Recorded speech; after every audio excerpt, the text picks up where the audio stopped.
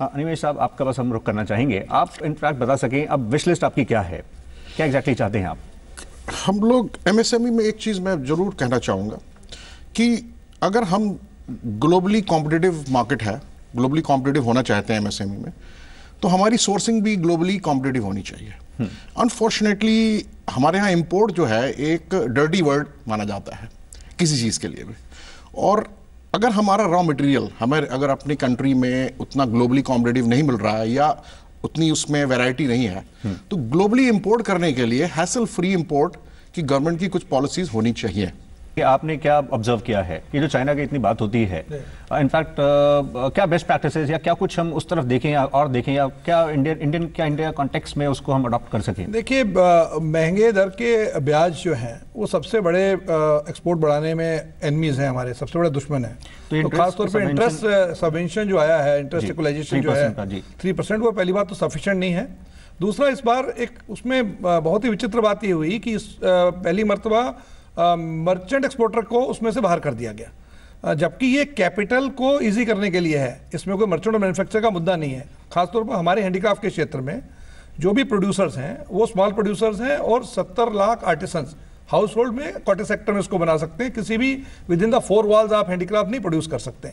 इसलिए जो merchant exporter है उनका रोल जो है यही रहता है कि वो उसके साथ काम करके उन प्रोडक्ट्स को इंटरनेशनल मार्केट के हिसाब से बना करके आगे भेजते हैं। और दूसरे, इसके साथ ही मैं चाहूँगा सर्विस टैक्स को हम जरूर सोचें। सर्विस टैक्स एक ऐसा मुद्दा है जिसमें हमारी सरकार अभी हाल के टाइम में एक्सपोर्ट्स को जबकि टैक्स कैरी नहीं करनी चाहिए, और मैं चाहूँगा शायद हमारे अजय साहब उस पर ज़्यादा टिप्पणी डालेंगे। जो एक पार्टिकुलर आइटम उसमें है एग्जीबिशन सर्विसेज, जो बिजनेस एग्जीबिशंस हैं जिनके लिए अभी हम अब्रॉड जाते हैं और वहाँ जाकर के हम फॉरेन एक्सचेंज खर्चते हैं, वहाँ जाकर के होटल में रहते हैं, वहाँ के टूरिज्म में पैसा खर्चते हैं। वही बिजनेस एग्जीबिशन अगर हम इंडिया में करते हैं, जिसे हम वास्तव में बायर सेलर मीट कहते हैं जी, जब यहाँ उसको करते हैं तो वहाँ हमारे पास सर्विस टैक्स लादा जाता है। साहिब साहब, आपकी विश लिस्ट में हम ये भी देख रहे हैं कि सर्विस टैक्स को एक्सपोर्टर से एग्जेम्प्ट किया जाए। आखिर सर्विस टैक्स के जहाँ तक रिफंड की बात है वो कम्बसम है, उसमें हम देख रहे हैं अपनी थोड़ी पेचीदगियाँ हैं, उसको थोड़ा सिंप्लीफाई करा जाए, या फिर आप ये क्यों ऐसा सोच रहे हैं कि इसको बिल्कुल ही एग्जेम्प्ट कर दिया जाए? देखिए, ऐसा है, एक्सपोर्ट सेक्टर एग्जेम्पशन की डिमांड इसलिए कर रहा है कि जो प्रेजेंट मैकेनिज्म है जिसमें एक हमें all industry service tax refund की प्रक्रिया है जिसमें रेट्स बहुत ही कम हैं, और दूसरा एक्चुअल की प्रक्रिया है जिसमें कि बहुत लंबी क्यू है, और स्मॉल एंड मीडियम सेक्टर को उसके डॉक्यूमेंटेशन में इतना ज़्यादा टाइम और मनी लगता है कि मैनी केसेस उसका रिफंड से ज़्यादा अमाउंट उसमें ही ब्लॉक हो जाता है। जहाँ तक बजट का सवाल है, हम देख रहे हैं कि बजट में जहां फिजिकल फ्रंट पे बहुत से चैलेंजेस हैं, गवर्नमेंट को बहुत जगह पैसे देने होंगे, एटलीस्ट एक्सपोर्ट सेक्टर के लिए जो नॉन फिजिकल इनिशिएटिव हैं, जैसे हम बात कर रहे हैं कि हम एक सिंगल ट्रेड पोर्टल होना चाहिए जिस पे हम एक्सपोर्ट इंपोर्ट डॉक्यूमेंट जितनी रेगुलेटरी एजेंसीज हैं उनसे एक्सचेंज कर सकें। वर्ल्ड ओवर ये सिस्टम ऑपरेट करता है ईज ऑफ डूइंग बिजनेस में, जिससे इस अगर हम सिर्फ यही इनिशिएटिव ले लें तो हमारी जो ट्रांजेक्शन कॉस्ट है 5 से 8% है, वो 1 से 2% कम हो सकती है। माधव साहब, ये बता सकें लिक्विडिटी एक बड़ा प्रॉब्लम रहती है एक्सपोर्टर्स के लिए, और पिछले दिनों जो कुछ बेनिफिट्स भी अनाउंस किए गए वो क्या वाकई एक्सपोर्टर्स तक पहुंच पा रहे हैं, या ड्यूटी ड्रॉबैक में अगर हम देखें इस तरह के उसमें रिलीज करने में भी क्या डिले हो रहे हैं? एक्सपोर्टर्स काफ़ी शिकायतें करते हैं। एग्जैक्टली क्या आप उस फ्रंट पर चाहते हैं? देखिए, इस बार थोड़े से एक्सपोर्ट्स काफ़ी डाउन है, तो सरकार के पास जो एलोकेशन है वो ज़रूरत से ज़्यादा अवेलेबल है। तो इस बार ऐसा लग रहा है कि शायद ये ऐसी स्थिति नहीं आएगी। कुछ हमारी मीटिंग्स हुई थी चेयरमैन सीबीसी के लेवल पे भी, तो उन्होंने ये एश्योर किया था कि जो नॉर्मली फरवरी मार्च में थोड़े से रोक दिए जाते हैं वो इस बार नहीं रुकेंगे। जो मेजर इशू है, जो हम बजट से हम चाहते हैं वो एक है कि एक्सपोर्टर्स को एक ट्रस्ट उसके ऊपर में सरकार का और ज़्यादा होना चाहिए। अजय साहब, आप ये भी बता सकें, जिस तरह के हम देख रहे हैं, जैसे हमने इनिशियली कहा कि 14 मंथ्स हो चुके हैं, बैक टू बैक हम देख रहे हैं एक्सपोर्ट्स फॉल कर रहे हैं, कई लेबर इंटेंसिव हम देख रहे हैं, उसमें यूनिट्स भी हैं, तो ये जॉब लॉसेस भी होने लगी हैं, जिस तरह से इंजीनियरिंग में भी प्रेशर्स आ रहे हैं, आप इसको कैसे देख रहे हैं?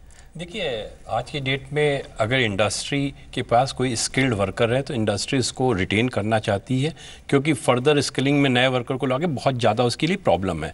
लेकिन ये भी अप्रिशिएट करना चाहिए कि अगर स्मॉल एंड मीडियम कंपनीज़ है तो अगर उसके पास ऑर्डर्स नहीं हैं तो बहुत दिन तक वो वर्कर्स को रिटेन नहीं कर पाएगी। बताएं, ज़मीनी हकीकत आप किस तरह से देख रहे हैं, क्योंकि एमएसएमईज़ पर काफ़ी प्रेशर होता है इसका, और ग्राउंड पर क्या हो रहा है? जॉब फ्रंट में जैसे अजय जी ने कहा कि बहुत अभी वाइड स्प्रेड नहीं है, लेकिन एक्सपेंशन नहीं हो रही है तो ग्रोथ नहीं हो रही है जॉब की। और अगर यही ट्रेंड जो 14 मंथ से चला आ रहा है, अगर नेक्स्ट फाइनेंशियल ईयर में भी कंटिन्यू रहा तो कैपेसिटी कॉन्ट्रैक्ट होगी, और कैपेसिटी जब कॉन्ट्रैक्ट होगी तो जॉब लॉसेस होंगी। ओके, समहाउ हम एक फाइनल कमेंट अब लेते हैं आप सबसे। आप बता सकें मेक इन इंडिया जो है उसको और नेक्स्ट लेवल पर ले जाने के लिए या ग्राउंड से और कनेक्ट करने के लिए, या आप और फाइनेंस मिनिस्टर से क्या कहना चाहेंगे? चलते चलते आपकी तरफ से क्या कमेंट होगा इन ब्रीफ प्लीज।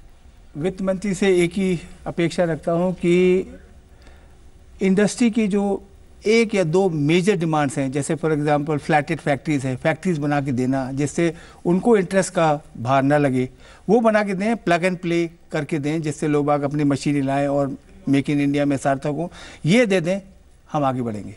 मेरे को लगता है इस बजट में बहुत ज़्यादा फोकस अगेन स्किल के ऊपर होना चाहिए। ऐसे केस में opening warehouse along with the distribution channel एक बहुत जरूरी रिक्वायरमेंट है, जो स्ट्रेटेजी ऑलरेडी दूसरे कम्पिटिटर कंट्री भी कर रहे हैं। और ऐसे में मैं चाहूँगा कि हैंडीक्राफ्ट के लिए कम से कम फाइनेंस मिनिस्टर 500 करोड़ रुपए का एक allocation opening of warehouse along with the distribution channel उस पर अलग से मुहैया कराएं। इनोवेशन के उसको इनको उधर की तरफ देख के कुछ उसको इंसेंटिवाइज करना चाहिए। जब तक स्टेट और सेंटर दोनों एक पेज पे नहीं होंगे, ये कामयाब मेक इन इंडिया को सक्सेस होना बहुत डिफिकल्ट हो जाएगा। इसी नोट पर हम आप सभी का शुक्रिया करना चाहेंगे। थैंक यू वेरी मच सभी एस्टीम पैनलिस्ट का पार्टिसिपेट करने के लिए। तो ये थी जी बिजनेस की खास पेशकश। प्री बजट पर हमने आज एक्सपोर्ट्स का जायजा लिया है। हम जल्द ही आपके समक्ष हाजिर होंगे एक नए टॉपिक और नए पैनल के साथ। फिलहाल अभी के लिए इतना ही। नमस्कार, गुड बाय।